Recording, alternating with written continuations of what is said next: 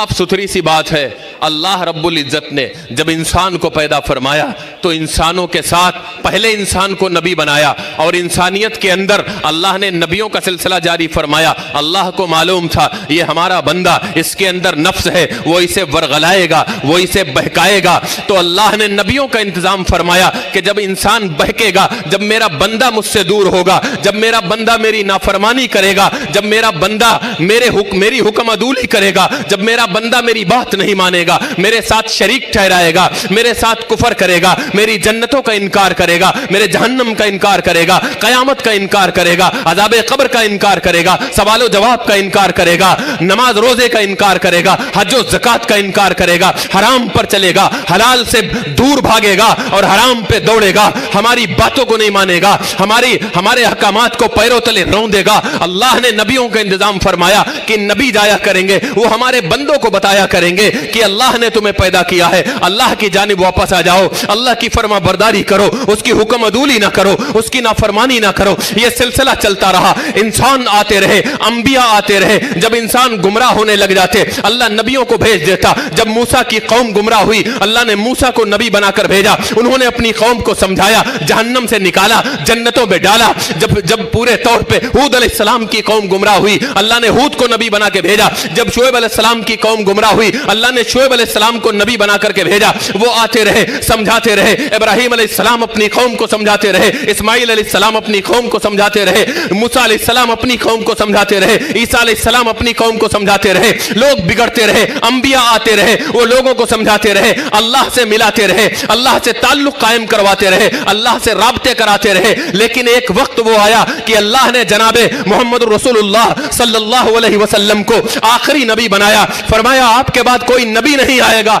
सवाल पैदा हुआ जब ये सूरत नाजिल हुई, इदा जाअ नस्रुल्लाहि वल फतहु व राअयतन नास यदखुलून फी दीनिल्लाहि अफवाजा फसब्बि बिहम्दि रब्बिका वस्तगफिरहु इन्नहु कान तव्वाबा। हजरत उमर इब्न खत्ताब रज़ी अल्लाह तआला अन्हु रोने लगे, हजरत के पास गए, फरमाया आका ऐसा लगता है कि आप दुनिया से जाने वाले हैं, आप तशरीफ ले जाने वाले हैं, आप पर्दा फरमाने वाले हैं। मेरे नबी ने फरमाया कुल्लु नफ्सिन ज़ाइक़तुल मौत। हाँ उमर, हर पैदा होने वाले को, हर जानदार को मौत का मजा चखना है। मुझे भी अपने रब के पास जाना है, मैं भी तुम्हें छोड़ के अपने रब की बारगाह में हाजिर हो जाऊंगा। हजरत उमर रोने लगे, अल्लाह के नबी अब हमारा क्या बनेगा? सहाबा की पूरी जमात आ गई, अल्लाह के नबी आप हमारे दरमियान मौजूद थे, हमें कोई जलील न कर सका, हमें कोई बेइज्जत न कर सका, हमें कोई बेआबरू न कर सका, हमें शैतान बहका न सका, हमें कोई भटका न सका, हमें कोई राह रास्ते हटा न सका। मसाइल आते गए, आप हल करते गए, कोई मसला पेश आता आप रहनुमाई फरमाते, कोई मामला पेश आता आप रहनुमाई फरमाते,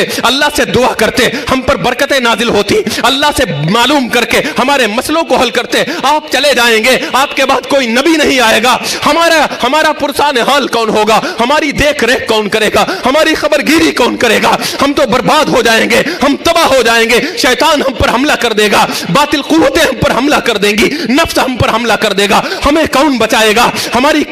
हमारा हाथ कौन पकड़ेगा? हमारी रहनुमाई कौन करेगा? हमें सीधे रास्ते पे कौन चलाएगा?